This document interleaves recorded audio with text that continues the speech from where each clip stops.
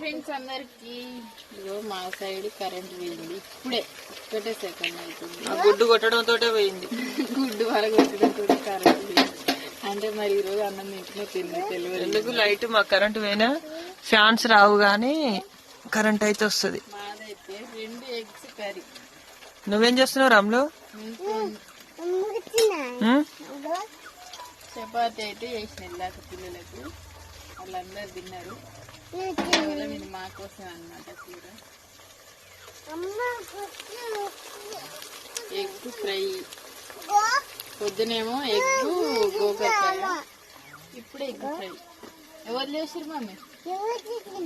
నాకు తినిపియమనే మరి పెట్టు బా. ఇప్పుడు